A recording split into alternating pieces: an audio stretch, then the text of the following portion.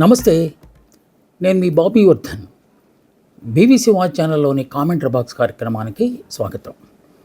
Commentary బాక్స్లో మనం ప్రతి వారం ఒక సామాజిక అంశం మీద లేక సామాజిక రుగ్మత మీద విశ్లేషణ చేస్తున్నాం. ఈ వారం కూడా ప్రపంచాన్ని వణికిస్తున్న ఒకానొక సమస్య గురించి మీతో ముచ్చటించడానికి నేను వచ్చాను. హెల్మెట్. దాన్ని మనం శిరస్త్రాణం అంటాం. హెల్మెట్ లేకుండా బైకులు నడిపి ప్రతి ఏడాది మన దేశంలో దాదాపు 3 నుంచి 4 లక్షల మంది దాకా ప్రాణాలు కోల్పోతున్నారంటే నమ్మగలరా? ఇది వాస్తవం. నేషనల్ క్రైమ్ బ్యూరో రిపోర్ట్ అందించిన వివరాల మేరకు ఇది అక్షర సత్యం.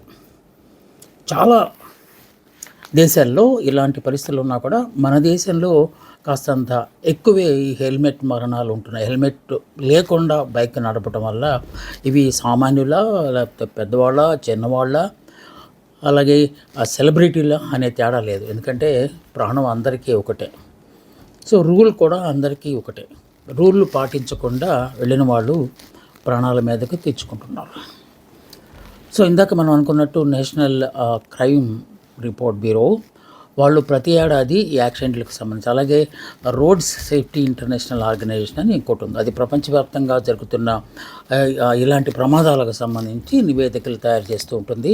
అలాగే వాటి నివారణ కోసం కూడా కొంతమంది చేత అధ్యయనాలు కూడా చేస్తుంటాయి. ఇప్పుడు మనం మాట్లాడుతున్న ప్రతి అంశము అధ్యయనాల ఆధారంగా మాట్లాడుతున్నది. ఇది కేవలం భారతదేశానికి సంబంధించిన అంశం కాదు, ప్రపంచం మొత్తానికి ఈ సమస్య వెంటాడుతూనే ఉంది. సో మన దేశంలో కాస్తంత థిక్ స్కిన్ ఉంటుంది కనుక ఎన్ని రోడ్ రూల్స్ పెట్టినా, ఎన్ని ట్రాఫిక్ నిబంధనలను విధించినా చలానాలు కట్టడానికి వాళ్ళు సిద్ధమవుతారు, కానీ హెల్మెట్ ధరించడానికి చాలామంది ఉత్సాహం చూపించట్లేదు. ఇక పేరెంట్స్ కూడా పిల్లలకు బండి కొనిచ్చాం, ఖరీదైన బండి కొనిచ్చాం, వాడు అడిగిన బండి కొనిచ్చాం, అలాగే స్పోర్ట్స్ బైక్ వాడతాడు మా వాడు, ఇలాంటి అతిశయోక్తులు చెప్పుకుంటూ ఉంటారు తప్ప బైక్ మీద వాళ్ళు ఎలా రైడ్ చేస్తున్నారు, అసలు హెల్మెట్ ధరిస్తున్నారా లేదా? మీరు బైక్తో పాటు హెల్మెట్ను కొంటున్నారు, కానీ బయటికి వెళ్ళేటప్పుడు బిడ్డ ఆ హెల్మెట్ను తీసుకెళ్తున్నాడా లేదా? ఒకవేళ తీసుకెళ్ళినా కూడా హ్యాండిల్కి తగిలిస్తున్నాడా, కేవలం తలకు తగిలించుకుంటున్నాడా? ఈ అంశాలను కూడా పరిశీలించకపోవడం వల్లనే ఇలాంటి ప్రమాదాలు ఎక్కువగా జరుగుతున్నాయి. ప్రపంచవ్యాప్తంగా China, Russia, America, Brazil, Indonesia, Mexico, Thailand, Iran, దక్షిణాఫ్రికా దేశాల్లో చాలామంది ఇలాంటి స్పోర్ట్స్ బైకు లేకపోతే హెవీ బైకులు ఇప్పుడు కొత్తగా మళ్ళా అంటే వేలం వేరే అంటారు కదా, బుల్లెట్ అనేది వచ్చింది. ఒకప్పుడు బుల్లెట్ సైనికుల కోసం, ఆ తర్వాత పోలీసుల కోసం ఉపయోగించేవాడు. ఆ కొంతకాలానికి అది కనుమరుగైపోయిన నేపథ్యంలో మళ్ళీ సడన్గా బుల్లెట్ అనేది తెర మీదకి వచ్చింది. ఇప్పుడు బుల్లెట్ లేకుంటే అసలు బైక్ కానే కానట్టు పిల్లలు ఫీల్ అవుతున్నారు. ప్రతి పేరెంట్ని విసిగించి బుల్లెట్ కొనుక్కుంటున్నారు. దాంట్లో కూడా 200 సీసీ, 300 సీసీ, 500 సీసీ అని హెవీ వెహికల్ తీసుకున్నారు. పైగా మీకు తెలిసిందే బుల్లెట్ తయారీ అంతా ఇనుముతో తయారు చేస్తుంటారు, చాలా బరువుగా ఉంటుంది. అది ఒకవేళ స్కిడ్ అయి పడినా కూడా మనం చనిపోతాం. సో అలాంటి వెహికల్స్ ఇప్పుడు మార్కెట్లోకి వచ్చినాయి. వీటిని మించి స్పోర్ట్స్ బైక్స్ కూడా వచ్చినాయి. స్పోర్ట్స్ బైక్స్ మీద కూర్చున్న తర్వాత ఆ డ్రైవర్కి ఒక సైకలాజికల్ ఫీలింగ్ వస్తుంది. దూకించాలి, ఫీట్స్ చేయాలి, సర్కస్ ఫీట్లు చేయాలి, జిగ్జాగ్గా వెళ్ళాలి. సో ఇవన్నీ ఒక విపరీత ధోరణులు. సో దానివల్ల కూడా ఇక్కడ ఈ హెల్మెట్ లేని యాక్సిడెంట్లలో తాము చనిపోవటమే కాకుండా ఎదుటి వస్తున్న వ్యక్తికి ఏమాత్రం సంబంధం లేకపోయినా వాళ్ళ చావుకు కూడా ఈ బైకర్లు కారణమవుతున్నారంటే దీని పట్ల ఎంత జాగ్రత్త తీసుకోవాలో అని చెప్పి. ఆశ్చర్యకరమైన విషయం ఏంటంటే, ఇందాక మనం అనుకున్నాం 3-4 లక్షల మంది అనుకున్నాం కదా, ఇది 2030 నాటికి ఒక 10 లక్షలకు చేరే ఆస్కారం ఉందట. ఎందుకంటే ఈ మధ్యకాలంలో కొత్త బైకులు వస్తున్నాయి. అలాగే ఆ ఏజ్తో సంబంధం లేకుండా ఈవెన్ మైనర్లు కూడా డ్రైవింగ్ లైసెన్స్ లేకుండా, ట్రైనింగ్ ఏమాత్రం లేకుండా ఎకాఎక్కి బండెక్కేయటం, బజార్లోకి దూకించేయటం. సో ఇలాంటి పెను కారణాల వల్ల చాలామంది ప్రాణాలు కోల్పోయే ఆస్కారం ఉంది. ఇందాక మనం అనుకున్నట్టు తాము చనిపోవటమే కాకుండా ఎదుటి వారిని కూడా ప్రాణాలు హరించేస్తున్న ఒక దౌర్భాగ్య పరిస్థితి ఈ హెల్మెట్ లేని డ్రైవింగ్స్ వల్ల వస్తుంది. ఈ డ్రైవింగ్ సరిగా రాకపోవటము, లేకపోతే ఎప్పుడుకో చాలా కాలానికి డ్రైవింగ్ చేయటం, అలాంటివి అడపా కొన్ని యాక్సిడెంట్లు జరగచ్చు. కానీ ఎక్కువ యాక్సిడెంట్లు జరుగుతున్నది మాత్రం మానవ తప్పిదాల వల్లనని చెప్పి అనేక అధ్యయనాలు తెలియజేస్తున్నాయి. ఈ అధ్యయనాల సారాంశం ఏంటంటే ఏ ఏ కారణాల చేత ఈ ఈ బైక్ యాక్సిడెంట్లు జరుగుతాయి.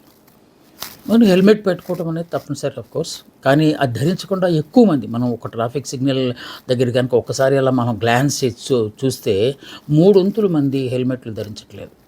నేను ఇందాక అన్నట్టుగా వాళ్ళు చలానాలు కట్టడానికి ఇష్టపడుతున్నారు కానీ, ఎందుకంటే హెల్మెట్ మూసేస్తే ఆ అబ్బాయి లేకపోతే అతని అందం లేకపోతే అతని రూపం ఎదుటి వాళ్ళకి తెలియదు కనుక అందువల్ల మొఖం మూసేసుకోవడానికి ఎక్కువ మంది ఇష్టపడలేదు. ఇంకొంతమంది దానికి సాకుగా ఏం చెప్తారంటే వెంట్రుకలు ఊడిపోతున్నాయి అందుకే మేము హెల్మెట్ వాడట్లేదని కొంతమంది చెప్తారు. హెల్మెట్ పెట్టుకోగా నాకు హెడేక్ వస్తుందని అని కొంతమంది చెప్తూ ఉంటారు. ఇలా ఏవేవో సాకులు చెప్పి ప్రాణాలు తీసుకుంటున్నారు. కానీ ఇందాక మనం అనుకున్న అధ్యయనాల్లో తేలింది ఏంటి, ఏ ఏ కారణాల చేత ఎక్కువ యాక్సిడెంట్లు జరుగుతాయంటే వాటిల్లో రహదారుల పక్కన కార్లు ఆపేసి ఉంటాయి. రహదారుల పార్కింగ్ ప్లేస్లోనే కార్లు ఆపేసి ఉంటాయి. మనం ఆ ప్రక్కనే బైక్ని ఆన్ చేస్తాం, ప్రక్కన పెట్టుకుని ఉంటాం. మనం వెళ్ళే టైంకి సడన్గా ఆయన డోర్ తీస్తాడు, మనం బైక్ నడిపిస్తాం. దానివల్ల పడిపోతున్నారు ఎక్కువ మంది, అలా కూడా ప్రాణాలు కోల్పోతున్నారు అనేది ఒక కారణంగా చెప్తున్నారు. ఇక సిగ్నల్ దగ్గర ఒక క్షణంలో, ఎందుకంటే ఫస్ట్ ఆరెంజ్ వస్తుంది, ఆ తర్వాత ఆ గ్రీన్ వస్తుంది. ఆరెంజ్ రాగానే దూకేసే ఉంటారు, అటుపక్క నుంచి వచ్చేవాళ్ళు కూడా వస్తారు. సో అలాంటి సమయాల్లో కూడా ఎక్కువ యాక్సిడెంట్లు జరిగే ఆస్కారం ఉందని చెప్పి ఈ అధ్యయనాల వల్ల మనకి తెలుస్తుంది. ఇక రాంగ్ రూట్, అపసవ్య దిశలో కొంతమంది ఏం చేస్తారంటే ఆ కట్టింగ్ లేకపోయేసరికి రాంగ్ రూట్లో వచ్చేస్తుంటారు. కానీ మామూలు రూట్లో వెళ్తున్న వాళ్ళకి, అంటే సరైన మార్గంలో వెళ్తున్న వాళ్ళకి ఆ ఎదుటివాడు వస్తాడని ఏమాత్రం వాళ్ళకి ఆలోచన ఉండదు. సో వాళ్ళు వేగంగానే వెళ్తూ ఉంటారు. అవతల వ్యక్తి రావడం వల్ల సడన్గా బండి కంట్రోల్ తప్పిపోయి యాక్సిడెంట్లు అయ్యి కొంతమంది చనిపోతున్నారట. అలాగే మద్యం మత్తు, ఇది ఇంకా డ్రంక్ అండ్ డ్రైవ్ అంటాం కదా, మద్యం మత్తు. చాలా సందర్భాల్లో పోలీసులు స్పెషల్ డ్రైవ్ నిర్వహించి ఈ డ్రంక్ అండ్ డ్రైవ్ పీపుల్ని పట్టుకుంటున్నా కూడా మళ్ళా పునరావృతం అవుతూనే ఉన్నాయి. ఈ కేవలం మద్యమే కాకుండా మత్తు పదార్థాలు యూత్లో, ఈ మధ్యకాలంలో యూత్లో బరి తెగించిన స్వేచ్ఛ, ఇంట్లో నియంత్రణ లేదు, కాలేజీల్లో నియంత్రణ లేదు, డొనేషన్లు కొట్టి వెళ్ళిపోతున్నాయి. నేను క్రిటిసైజ్ చేయట్లేదు, కొంతమంది అలా చేస్తున్నారని మాత్రమే నా ఉద్దేశం. సో వాళ్ళు మత్తు పదార్థాలకు కూడా ఇంజక్షన్లు చేసుకోవటం, లేకపోతే ఏవైనా మత్తు పదార్థాలు తీసేసుకోవడం, దాని ద్వారా బండి ఆ కిక్కు వేరబ్బా అంటారు కదా, కిక్కు కొట్టడం. ఇప్పుడు కిక్ కొట్టడం కూడా లేదుగా, మామూలు బటన్లో ప్రెస్ చేయగానే బండి స్టార్ట్ అయిపోతుంది. వేగం స్టార్ట్ చేయగానే 100 దూసుకెళ్ళిపోవటం అనేది. సో హెల్మెట్ ఉండదు, సో మత్తులో ఉంటాడు వాడు. ఎలాగెళ్తాడో తెలుసుకొని మీకు స్నేక్ జిగ్జాగ్ డ్రైవింగ్ అంటారట దాన్ని. ఆ స్నేక్ దాంతో వెళ్తూ ఉంటాడు, అవతల వాళ్ళు ఏమైనా వాడికి అనవసరం. సో ఆ విధంగా కూడా కొంతమందికి అలా. ఇంకా కొన్ని ప్రాంతాల్లో ఢిల్లీ లేకపోతే హిమాచల్ ప్రదేశ్ అలాంటి ప్రాంతాల్లో ఎక్కువ మంచు పడుతూ ఉంటుంది. మంచు పడినప్పుడు ఈ విజిబిలిటీ బాగా తక్కువగా ఉంటుంది. అయినా సరే కొంతమంది ఫాస్ట్గా వెళ్ళిపోతుంది. విజిబిలిటీ తక్కువగా ఉన్నప్పుడు లైట్లు వేసుకొని స్లోగా వెళ్ళటం అనేది సర్వసాధారణంగా మనం చేయాల్సిన పని. కానీ అక్కడ కూడా ఏదో కొంపలు అంటుకుపోయినట్టు హడావుడిగా వెళ్ళిపోతుంది. కొన్ని చోట్ల రోడ్లు సరిగా లేకపోవటం వల్ల, అంటే గుంతలుగా ఉండటం కావచ్చు, లేకపోతే రోడ్లు కొన్ని ఆయిల్ అలాంటివి పడినప్పుడు స్కిడ్ అయిపోతుంది, బ్రేక్ వేస్తే స్కిడ్ అవుతాయి. అలాంటప్పుడు కూడా యాక్సిడెంట్లు జరుగుతున్నాయట. అలాగే విపరీతమైన గాలి వాన వచ్చినప్పుడు, గాలి వస్తే కొన్నిసార్లు బండి మీద నుంచి మనం కంట్రోల్ తప్పి పడిపోతాం. అలాగే వర్షం పడినప్పుడు కూడా ఎక్కడ ఏ గుంతలు ఉన్నాయో మనకు తెలియకుండా బండిని పోనిస్తాం కనుక సడన్గా పడిపోయి అప్పుడు హెల్మెట్ లేకపోతే ప్రాణాలు కోల్పోతున్నారు. సో వెనక కూర్చున్న వాళ్ళకు కూడా ప్రాణాలు కోల్పోతున్నారు.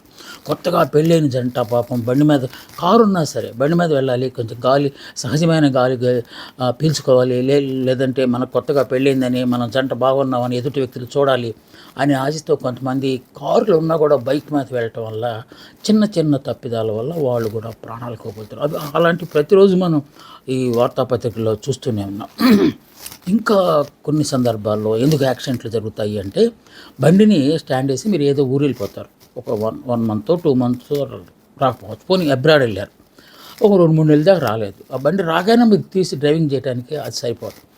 అది కండిషన్ ఎలా ఉందో చూడాలి. కండిషన్ ఏమన్నా మాకు మెకానిక్ దగ్గరికి తీసుకెళ్ళి అంతా సరి చేయించుకున్నాకే రోడ్డు మీదకి తీసుకెళ్ళాలి. అలా కాకుండా ఎకాఎకి సరాసరి బండిని తీసి చేయటం వల్ల హ్యాండిల్ గట్టిగా పట్టుకుపోయి ఉండొచ్చు, లేకపోతే ఆ టైర్లు సరిగా తిరగకపోవచ్చు. దీనివల్ల కూడా కొంతమంది పడిపోతున్నారని చెప్పి ఇంకొంతమంది మిడిమిడి జ్ఞానం, అంటే వాడికి డ్రైవింగ్ సరిగా రాదు, కానీ శక్తి ఉంది కదా, బండి ఒకవేళ పడితే లేపుతాను బండి, ఆ విధంగా అనుకునే వాళ్ళు కొంతమంది ఉంటారు. దానివల్ల కూడా జరుగుతుందట. ఇంకొంతమందికి ఫోబియా ఉంటుంది. మీరు 10 సంవత్సరాల నుంచి బండి నడిపినా కూడా ప్రతిరోజు కొత్తగానే ఉంటుంది మీకు. ఎదుటి వాళ్ళు ఏదైనా వస్తున్నారు, చిన్న ట్రాఫిక్ ఉందంటే వాళ్ళు కన్ఫ్యూజ్ అయిపోయి ఎదుటి వాళ్ళు గుద్దేయటం. సో అలాంటి వాళ్ళతో కూడా ప్రమాదం ఉంది. అంటే వాడు మిడిమిడి జ్ఞానం కాదు, వాళ్ళు పర్ఫెక్ట్గా డ్రైవింగ్ వచ్చు, చాలా కాలం డ్రైవ్ చేస్తున్నారు, కానీ ఫోబియా ఉంది. ఏదైనా అవుతుంది, యాక్సిడెంట్ ఏదైనా అయితే నా పరిస్థితి, ఈ విధంగా ఆలోచిస్తూ యాక్సిడెంట్లు చేస్తున్నారట. ఇంకా కొంతమంది అన్నిటికంటే దారుణమైన ఏంటంటే, ఇలా చెవిలో మొబైల్ పెట్టుకుని హలో మాట్లాడుకుంటూ డ్రైవ్ చేస్తుంటారు. వెనక నుంచి హారన్ కొడుతున్నా కూడా వాడికి అసలు ఏమాత్రం ఖాతరు చేసే ఆస్కారం లేదు. సో వెళ్తూనే ఉంటాడు, వెనక కొడుతూనే ఉంటాడు. బాగా వాడు కూడా ఎలాంటి మెంటల్గాడే అయితే బాగా ఫాస్ట్గా ఎదురుకొచ్చి బండి ఆపేసి పీకుతాడు. కాకుండా అలాగా అంటే బండి నడుపుతూ మొబైల్, ఏమి ప్రాణాలు పోతాయా? ఏదైనా ఒక ఫోన్ వస్తే ప్రక్కన బండి ఆపి తల్లిదండ్రులు అర్జెంట్ అయినా, లేకపోతే ఇంకేదన్నా ఫ్రెండ్ అర్జెంటుగా ఫోన్ చేసినా మాట్లాడటానికి వీలుండదా? బండి ప్రక్కకి తీసుకెళ్ళి దానికి కూడా చక్కగా సిగ్నల్ ఇచ్చి ఒక హ్యాండ్తోనో లేకపోతే బైక్లో ఉన్న సిగ్నల్స్ ఇచ్చేసి ఆపి మాట్లాడితే కొంపలు ఏమి అంటుకుపోవు కదా.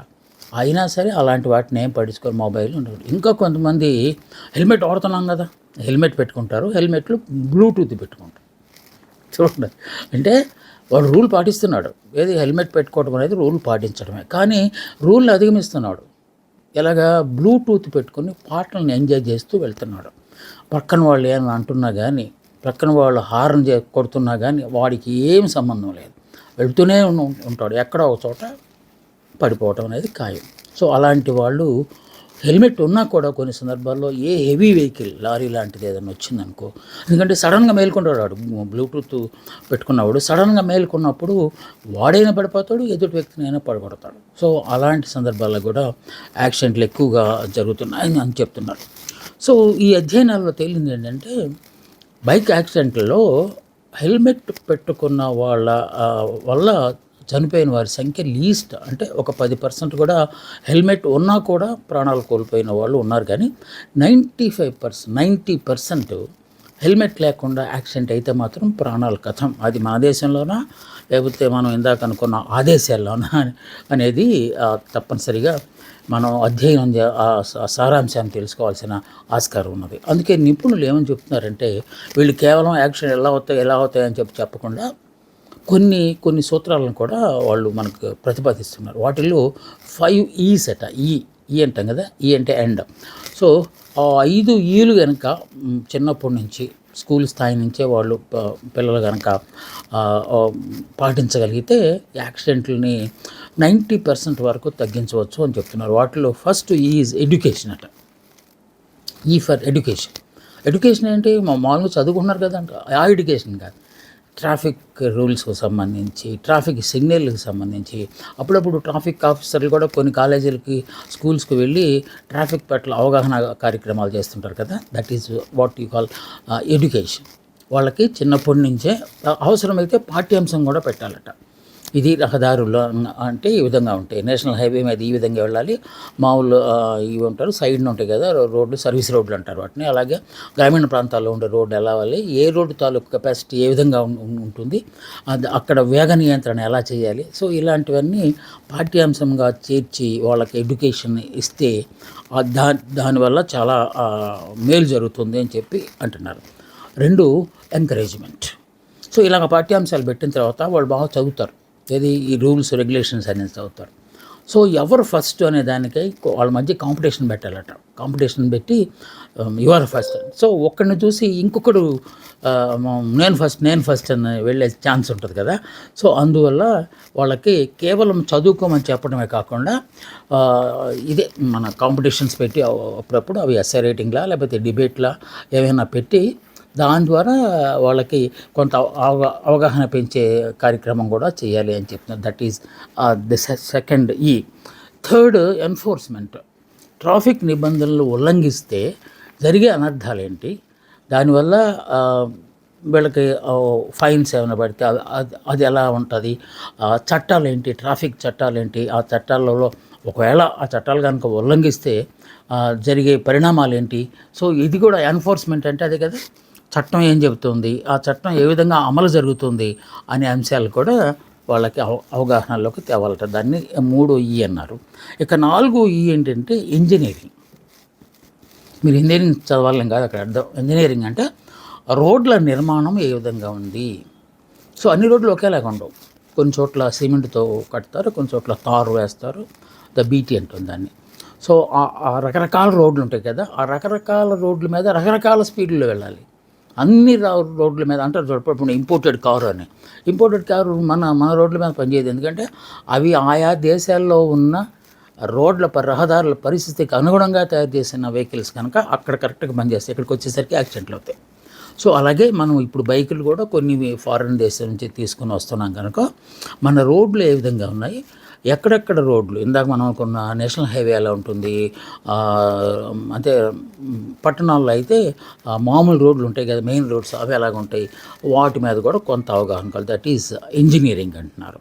ఇంకా లాస్ట్ అనేది ఇవాల్యుయేషన్, అంటే పునశ్చరణ. మీకు వీటన్నిటి పట్ల అవగాహన ఉందో లేదో అని అప్పుడప్పుడు మీరే అదే పునరాలోచన చేయాలట. అనే మూల్యాంకనం అంటాం కదా. సో నాకు ఎంతవరకు గుర్తుంది, ఆ పలానా చట్టం వల్ల ఏంది అయిపోతుంది, హెల్మెట్ లేకపోతే ఎంత ఫైన్ వేస్తారు, లేకపోతే బ్రేక్ సరిగా పడకపోతే ఈ ఫైన్ వేస్తారు, స్పీడ్ లిమిట్ దాటితే ఈ ఫైన్, అవన్నీ మీకు గుర్తున్నాయా లేదని అప్పుడప్పుడు తెలుసుకుంటూ ఉండాలంట. దాన్నే మనం ఏమో ఇవాల్యుయేషన్ అనుకుంటున్నాం. సో ఈ 5 కనుక సక్రమంగా పాటిస్తే యాక్సిడెంట్లు ఆపడం కష్టమే, కానీ కొంతలో కొంత నివారించడానికి ఆస్కారం ఉంటుందని చెప్పి నిపుణులు చెప్తున్నారు. వీటితో పాటుగా కొన్ని సూచనలు కూడా సైంటిస్టులు చేస్తున్నారు. వాటిల్లో బైకుల్ని ఎప్పటికప్పుడు కండిషన్లో ఉందా లేదా అని చూడాలి. అది ఎయిర్ కావచ్చు, టైర్ కావచ్చు. కొన్ని సందర్భాల్లో టైర్లు అరిగిపోయింది అనుకోండి, ఫాస్ట్గా వెళ్తుంటే మనం బ్రేక్ వేసినా కూడా బండి బ్రేక్ పడదు, పైగా సర్రమని పక్క తిరిగిపోయి మనం పడేస్తుంది. సో టైర్లు ఎప్పటికప్పుడు, ఎందుకంటే ఎంత ఖర్చు పెడుతుంటాం, మెయింటెనెన్స్ అంటాం దాన్నే మనం. ఆ మెయింటెనెన్స్ సక్రమంగా ఉందా లేదా, వీల్ కరెక్ట్గా తిరుగుతుందా లేదా, అప్పుడప్పుడు చైన్లు దడ్డలాడుతూ కనపడతాయి బైకులకి అయితే. అఫ్కోర్స్ స్కూటీ అయితే అది కొంచెం వెహికల్ చిన్నదే కనుక దానికి కూడా అమ్మాయిలు చాలా ఫాస్ట్గా వెళ్తున్న అమ్మాయిలను చూస్తున్నాం. డబుల్ రైడింగ్ కూడా చేస్తూ వెళ్తున్న వాళ్ళని మనం చూస్తున్నాం. సో ఎవరైనా ఆడైనా మగైనా పడితే ప్రాణాలు పోతాయి కదా, పైగా హెల్మెట్ లేకపోవడం అనేది. అమ్మాయిలు అయితే ఇంకా ఎక్కువ హెల్మెట్ వాడకుండా వెళ్ళటానికి ట్రై చేస్తారు. కొంతమంది అయితే చాలా రిజిడ్గా ఉంటారు, ఇంట్లో ఉండగానే హెల్మెట్ పెట్టుకున్న వాళ్ళు బయటకు వస్తారు. సో అలా కొంతమంది ఉన్నారు. సో అందుకని వెళ్ళేటప్పుడు బండి కండిషన్ ఎలా ఉందో చూసుకోవాలట, అదొకటి. ఇంకొకటి చాలామంది ఏం చేస్తారంటే వీకెండ్స్లో లాంగ్ డ్రైవ్ కొంతమందికి అది ఒక హాబీ. ఒక 100 కిలోమీటర్లు అటు వెళ్ళి ఒక 100 కిలోమీటర్లు ఇటు రావాలనేది ఒక ఏదో అందుకే ఎంతసేపటికి కూరగాయలు తేవడానికి, పాలు పాకెట్లు తేవడానికి కాదు, ఒకసారి లాంగ్ డ్రైవ్ వెళ్ళొద్దామని చెప్పి పెళ్ళైన వాళ్ళు వెళ్ళకపోవచ్చు, బట్ బ్యాచిలర్స్ ఎక్కువ వెళ్తారు, ఫ్రెండ్స్తో ఎక్కువ వెళ్తూ ఉంటారు. అలాంటప్పుడు హెల్మెట్ తప్పనిసరిగా పెట్టుకోవాలి. లాంగ్ డ్రైవ్కి వెళ్ళినప్పుడు ఎంత కాదన్నా బండే కదా నడుస్తుంది, మనం ఏమైనా నడుస్తున్నామా అనే భావన లేదు. ఎందుకంటే మీరు సైకలాజికల్గా ఫిజికల్గా కూడా స్ట్రెయిన్ అవుతారు ఆ బండి నడుపుతున్నప్పుడు. కావాలంటే మీరు చూడండి, బండి దిగి రాకనే నీరసంగా కూర్చుంటారు చాలామంది. ఎందుకంటే రోడ్డు మీద మనకు తగిలిన పొల్యూషన్ కావచ్చు, లేకపోతే బండి పట్టుకోవడంలో ఒకే పోస్చర్లో ఉండటం వల్ల కావచ్చు, రకరకాల కారణాల చేత మనం అలసిపోతాం. అందువల్ల లాంగ్ డ్రైవ్ చేసేవాళ్ళు ఎక్కడో ఒక చోట ఆగి విశ్రాంతి తీసుకోవాలి. అంటే ఒక 10 నిమిషాలు ఆగి టీ తాగేసి మళ్ళీ వాటర్ తాగి ఫేస్ కట్టుకొని మళ్ళీ వెళ్ళాలి. అదొకటి. లాంగ్ డ్రైవ్లో వెళ్ళే వాళ్ళకి ఎక్కువ నేషనల్ హైవేస్ మీద వెళ్తారు కనుక లారీలతో చాలా ప్రమాదం ఉంటుంది. ఆ లారీలు డ్రైవర్లు అందరిని అంటలేదు కానీ ఎక్కువ మంది నేషనల్ పర్మిట్ ఉన్న డ్రైవర్లు, బండ్లు నడిపే లారీలు నడిపే డ్రైవర్లు కేర్లెస్. ఎందుకంటే పాన్ పరాగులు అవి ఇవి వేసుకుని అతి క్రూరంగా బండి నడుపుతూ ఉంటారు.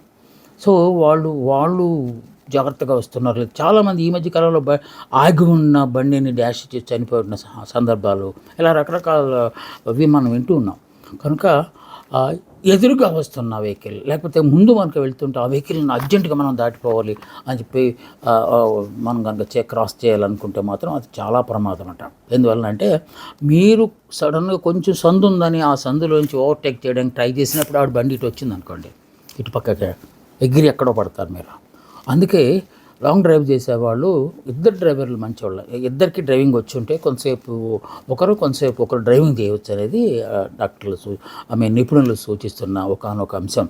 ప్లస్ ఇంకొక కండిషన్ కూడా చెప్తున్నారు, లాంగ్ డ్రైవ్కి వెళ్ళేవాళ్ళు తప్పనిసరిగా ఇద్దరు, వెనుక కూర్చున్నవారు ముందు డ్రైవ్ చేస్తున్నవారు ఇద్దరికి హెల్మెట్ ఉండటం అనేది, ఇందాక మనం చెప్పిన లారీల ప్రమాదం వస్తే ఒకవేళ లారీ కింద పడితే, ఒక లారీ యాక్సిడెంట్ అయితే, అంటే యాక్సిడెంట్ అవ్వాలని మనం ఎందుకు కోరుకుంటాం, కాదు, ఒకవేళ పొరపాటున జరిగితే ఒకడన్నా ప్రాణం పోతుంది కదా, ఎవరికైనా ప్రాణమే కదా. సో అందువల్ల చాలా జాగ్రత్తగా ఉండాలి అని చెప్తున్నారు. ఎయిర్ ముఖ్యంగా టైర్లకి సరిపడా గాలి లేకపోతే కూడా కొన్నిసార్లు బండి స్కిడ్, ముఖ్యంగా వర్షం పడినప్పుడు బ్రేక్ వేస్తే బండి స్కిడ్ అయ్యే ఆస్కారం ఉంది. సో గాలి ఎప్పటికప్పుడు, అంటే చాలామంది ఒక హాబీగా పెట్టుకుంటారు. నేను ఫర్ ఎగ్జాంపుల్ నా కారు, నేను పెట్రోల్ బంక్ వెళ్ళానంటే పెట్రోల్ బంక్లో ఆయిల్ ఫిల్ చేసిన తర్వాత వెంటనే నెక్స్ట్ ఎయిర్, అది 3 రోజులకు ఒకసారి వెళ్ళినా, వారం రోజులకు ఒకసారి వెళ్ళినా, నెల రోజులకు ఒకసారి వెళ్ళినా ఎయిర్ చెక్ చేయకుండా నేను ఎప్పుడు రాను.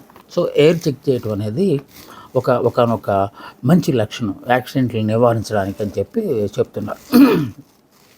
ఇందాక మనం చెప్పాం కదా, చలి తీవ్రంగా ఉండే చోట్లలో స్టీరింగ్ మనం పట్టుకున్నా కూడా చేతులు తిమ్మిరెక్కి మనం పట్టుకున్నామా వదిలేసామా అనే సంగతి మనకు తెలియదట. అందుకని డెఫినెట్గా గ్లౌస్ పెట్టుకోమంటున్నారు. గ్లౌస్ రకరకాల గ్లౌస్ మార్కెట్లో వచ్చినాయి. సాధారణంగా హెల్మెట్ కొనడానికి మీరు వెళ్తే వాడు మీకు ముందుగానే చెప్పేస్తాడు, సరే గ్లౌస్ తీసుకుంటారా అని. అవి కొన్ని ప్లాస్టిక్వి, కొన్ని లెదర్వి రకరకాలు ఉంటాయి. లెదర్వి బెటర్, ఎందుకంటే గ్రిప్ ఎక్కువగా ఉంటుంది కనుక. సో అది కూడా తప్పనిసరిగా చేయాల్సి ఉంటుంది అని అంటున్నారు. ముందు వెళ్తున్న వాహనాలు కనీసం 1 మీటర్ నుంచి 3 మీటర్ల దాకా ఎడం కావాలి. ఎందుకంటే వాడు వెళ్తూ ఏ ఉలిపిరి వెధవో సడన్గా వచ్చేస్తే వాడు బ్రేక్ వేసాడు అనుకోండి, మీరు ప్రక్కనే ఉంటే బండి కిందకి వెళ్ళిపోతారు. అందుకని ఖచ్చితంగా 2-3 మీటర్లు వెనక, అంటే గ్యాప్ను మెయింటైన్ చేయాలి అని ఈ అంతర్జాతీయ ఇంటర్నేషనల్ రోడ్ సేఫ్టీ ఆర్గనైజేషన్ నిపుణులు సూచిస్తున్నారు. ఇది ప్రతి దేశానికి వర్తిస్తుంది అని చెప్తున్నారు. మనము సర్వేంద్రియాణం నయనం ప్రధానం అంటాం కదా, మామూలుగా అయితే అది శరీర రంగాలన్నింటిలో కళ్ళు ప్రధానమైనవి అంటాం. అసలు బుర్ర లేకపోతే కళ్ళు ఎందుకు కదా. సో బుర్ర ఉండాలి, బుర్రలో గుజ్జు ఉండాలి, ఆ గుజ్జు పనిచేస్తూ ఉండాలి.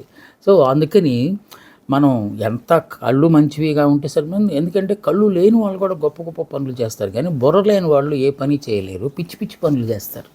అందువల్ల బుర్రను చాలా జాగ్రత్తగా కాపాడుకోవాలనే ఉద్దేశంతో 1914 సంవత్సరంలో డాక్టర్ ఎరిక్ గార్డినర్ అని ఆయన మొట్టమొదటిసారి ఈ హెల్మెట్ని ఒక ట్రెడిషనల్ వేలో హెల్మెట్ని తయారు చేశాడట.